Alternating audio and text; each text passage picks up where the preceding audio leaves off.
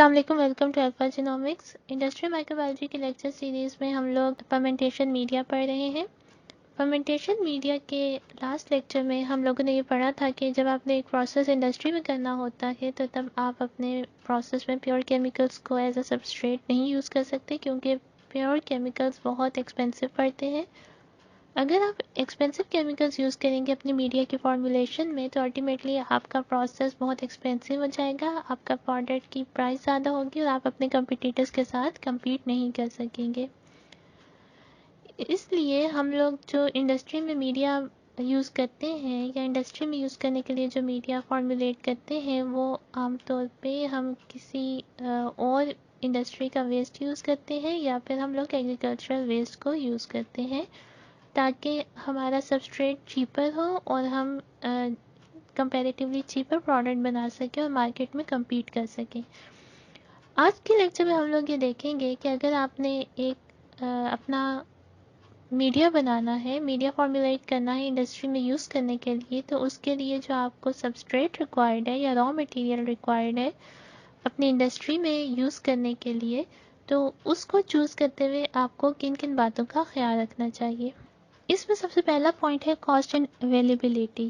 آپ نے جو را مٹیریل اپنی انڈسٹری میں یوز کرنا ہے میڈیا فارمولیٹ کرنے کے لیے وہ کمپیریٹیولی چیپ ہونا چاہیے اور اس کے علاوہ وہ ایزیلی اویلیبل ہونا چاہیے۔ آپ کو تمام سال وہ مٹیریل اویلیبل ہوگا تبھی آپ کی انڈسٹری پورا سال چلے گی، اور اس کے علاوہ آپ جس ایریا میں ہیں یا آپ جس کنٹری میں ہیں وہاں پہ وہ ایزیلی اویلیبل ہونا چاہیے۔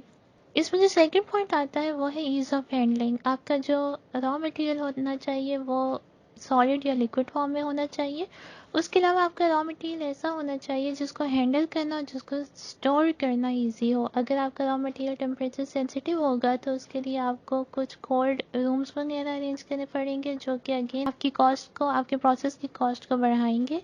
تو اس کے کمپیریٹیولی اگر آپ کو ایک ایسا سبسٹریٹ مل جاتا ہے جو کہ ٹمپریچر سینسیٹیو نہیں ہے، جس کو ٹرانسپورٹ کرنا ایزی ہے، جس کو ہینڈل کرنا ایزی ہے، تو آپ کو اس کو پریفر کرنا چاہیے۔ اس میں جو تھرڈ مین پوائنٹ ہے وہ ہے اسٹریلائزیشن ریکوائرمنٹ۔ اگر آپ ایک ایسا میڈیا چوز کر لیتے ہیں یا ایسا را مٹیریل چوز کر لیتے ہیں جو کہ ٹمپریچر سینسیٹیو ہے اور اگر آپ کو ہیٹ کرتے ہوئے یا پھر اس میں سے اسٹیم پاس کرتے ہوئے وہ اگر ڈینیچر ہو جاتا ہے تو پھر آپ کے لیے اس کو اسٹریلائز کرنا ایک بہت بڑا پرابلم ہوگا۔ میڈیا کی اسٹریلائزیشن ایک بہت امپورٹنٹ سٹیپ ہے، اس وجہ سے آپ کو را مٹیریل چوز کرتے ہوئے اس بات کا دھیان رکھنا چاہیے کہ آپ نے جو را مٹیریل چوز کیا ہے کیا وہ ایزیلی اسٹریلائز ہو سکتا ہے، وہ ٹمپریچر سینسیٹیو تو نہیں ہے، کیا وہ ٹمپریچر کی وجہ سے ڈینیچر تو نہیں ہو جائے گا۔